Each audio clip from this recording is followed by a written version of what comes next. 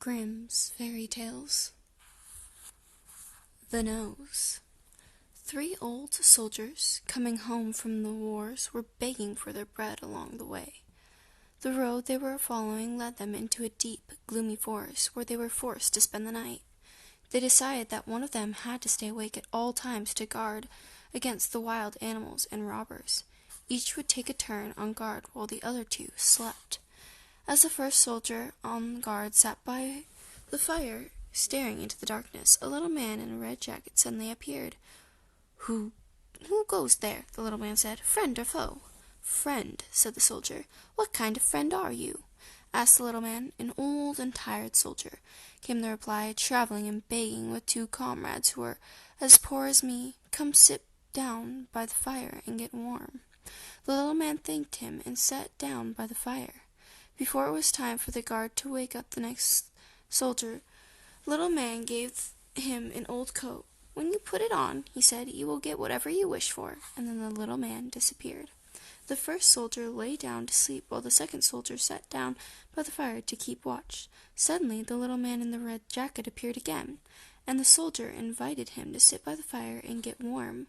Before it was time to wake up the third soldier, the little man gave the guard a purse. "This purse will always be filled with gold," he said, "no matter how much is taken out." The little man disappeared. As the third soldier was on guard, the little man appeared again and once more was invited to sit by the fire. Before daylight he gave the third guard a horn. "Whenever you play it," he said, "you will draw crowds, and everyone will forget whatever they were doing and dance to your beautiful music." And then the little man disappeared. In the morning the 3 soldiers compared stories and showed the gifts the little man had given them. Since they were old friends and got along well, they decided to take enough money out of the purse to travel around the world. They had a wonderful time on their travels, and when they got tired of roaming all over the world, they thought they would like a home of their own. The first soldier put on his coat and wished for a castle. Immediately they found themselves standing near a beautiful castle with lawns and gardens all around it, and herds of sheep and cattle grazing on the grass. Coming out of the castle to meet them was a handsome coach drawn by 3 white horses. They climbed into the coach and were driven to the castle. Inside they found closets filled with rich clothes waiting for them, all the food they could ever hope to eat, and the cooks and servants to wait on them. After enjoying their castle for some time, they decided to visit a king who lived close by. This king had a daughter. She was his only daughter. When the 3 soldiers showed up in their handsome coach and dressed in their rich clothes, the king thought they were princes. The princess, however, was curious about the visitors. One day, as she was walking with one of the soldiers in the castle garden, she asked him about the purse his friend always carried with him. Without stopping to think, the soldier told her about the magical power of the purse, and about the coat and the horn too. The princess wanted the magic gifts for herself, so she set to work making a purse that looked just like the magical purse. Then she invited the second soldier to visit her room and gave him a strong wine to drink. The wine put him to sleep. As he slept, she took the magic purse out of his pocket and put the one she had made in its place. When the 3 soldiers returned to their castle, they needed some gold to buy food, so they took what was in the purse, but much to their surprise, the purse did not fill up. It remained empty. What happened, they wondered. Who could have? Suddenly they realized the princess was to blame. "Now what will we do for gold?" said the second soldier, who had lost the purse. "Don't worry," said the first soldier, who had the magic coat. "I will get the purse back." He put on the coat and wished himself in the princess's room. In a flash, there he was. The princess was sitting on her bed, taking gold out of the purse as fast as it was filling up. How pleased she was! Suddenly she looked up and saw the first soldier standing there looking at her. "Help! Thieves!" she yelled at the top of her voice, and immediately the palace guards came running to her rescue. The soldier was frightened and looked around for a way to escape. Forgetting all about the power of his magic coat, he jumped out of the window. The coat, however, caught on the windowsill, and he left it hanging there. And so the princess now had the magic coat as well as the purse. When the first soldier returned to his comrades and told them what had happened, the third soldier said, "Friends, let us not be downhearted. We will get back our coat and purse yet." Raising his horn to his lips, he played a tune on it. Immediately an army of soldiers, some on foot, some on horses, came running to help them, for the army could not resist the magic horn. The 3 soldiers marched with their army to the king's castle and surrounded it. They told the king that if his daughter wouldn't give up the coat and purse, his castle would be destroyed. Alarmed, the king tried to persuade the princess to give back the stolen purse and the coat, but the princess said, "First, let me see if I can make this army go away." The princess and her maid dressed like beggar girls and slipped out of the castle. When they reached the army camp, the princess walked between the tents singing. So beautiful did the princess sing that the soldiers all came out of their tents and crowded around her. While this was happening, the maid slipped into the tent of the old soldier who had the horn.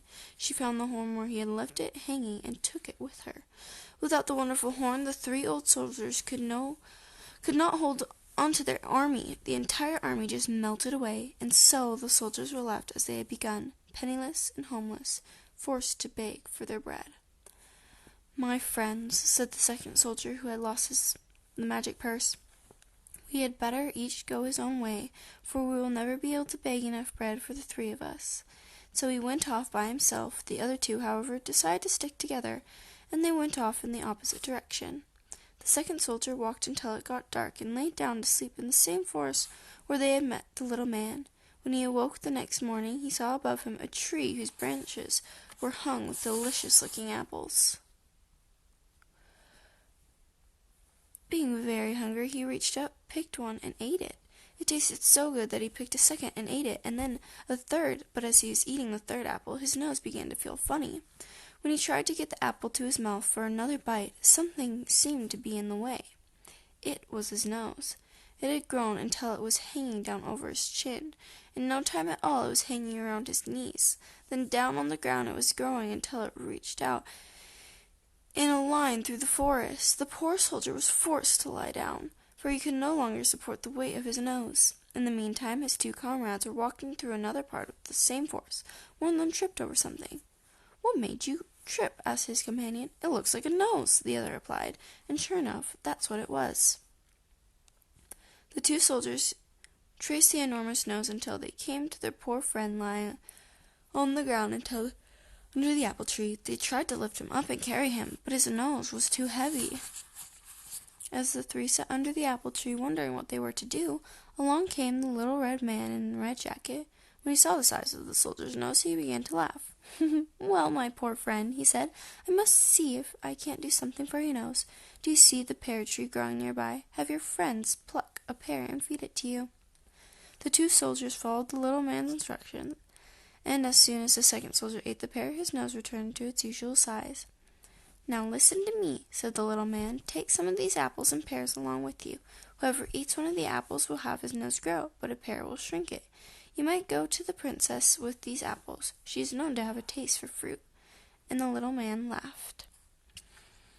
The 3 old soldiers thanked the little man for his help and advice, and they decided that the soldier who had the taste of the apples should go to the princess. So the second soldier dressed himself as a peddler, and carrying a basket of apples, he went to the king's castle.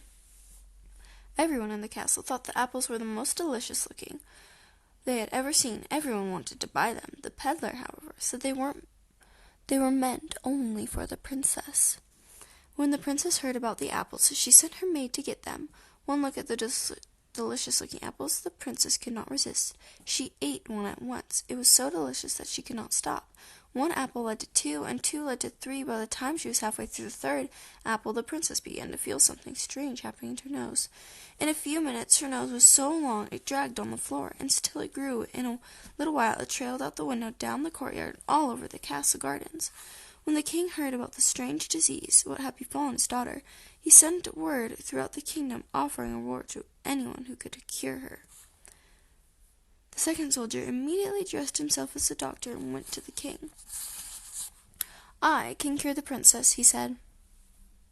The first day he gave her a piece of chopped up apple to punish her a little more. Then he went away. When he came back the next day, the princess' nose was a little longer. He gave her a chopped up pear and went away. When he came back the 3rd day, the princess' nose was a little shorter. That made her feel better. On his 4th visit, the soldier gave her some more chopped up apple and went away. When he came back, the princess' nose was twice as long as it had been. She was very frightened. "I see what is happening," said the soldier in his best voice. "There is something that works against my medicine. There must be stolen goods in your own. That's the trouble. Unless they are returned to the rightful owners, I will not be able to cure you." "There are no stolen goods anywhere in the castle," lied the princess. "Very well," said the doctor. "Do as you please about it. You will soon die of this enormous nose of yours." The doctor went to the king and told him the same thing. The king went to his daughter and commanded her to give back the magic coat and purse and horn. By this time the princess's nose was growing about a mile an hour, and she was frightened for her life. She had her maid give the magical gifts to the doctor and begged him to take them back to the 3 soldiers. The doctor then gave the princess a whole pear to eat. In such a short time the nose was back to its usual size, when the doctor put on his coat and wished himself back to his comrades.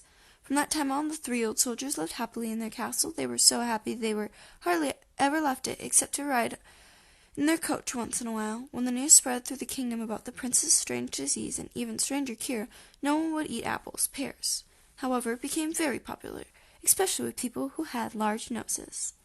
And that is the end of the story The Nose, told by the Grimm brothers. Thank you all for joining me, and I hope to see you for the next story.